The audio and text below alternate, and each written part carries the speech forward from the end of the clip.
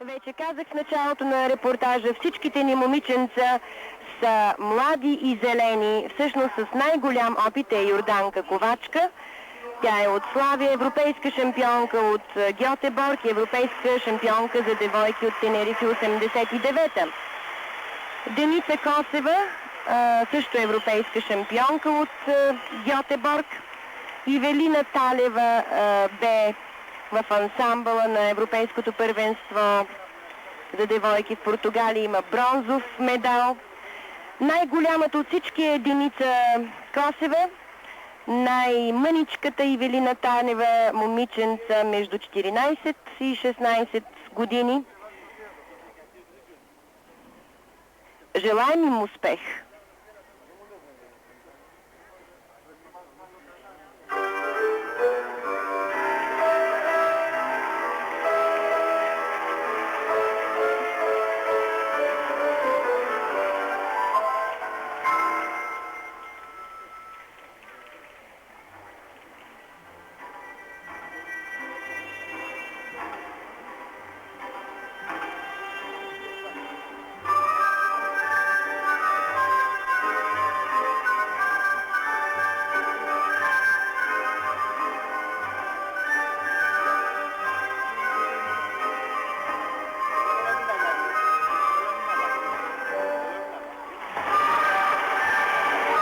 Супер елемент.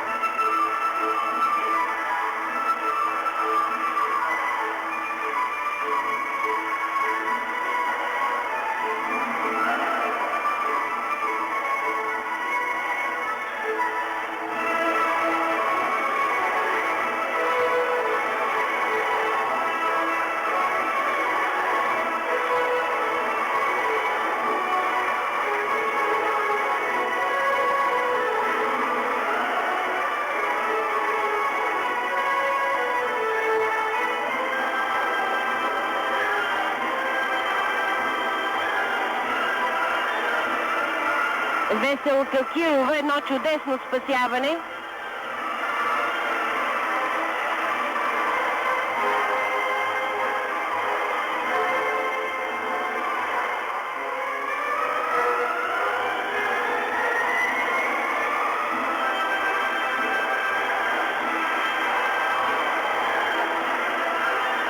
И за жалост топка на другия терен.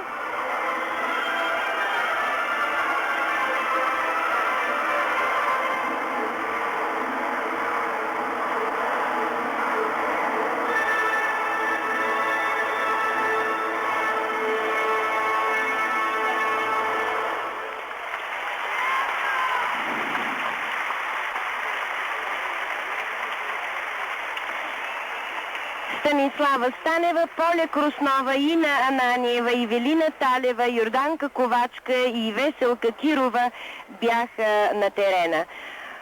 Силно начало и в последствие не мога да обясня защо. Естествено спадна в последната третина съчетанието. Може би нервите на тези деца не издържаха, което за мен е най-логичното нещо. Ето спасяването, което направи Веселка Кирова.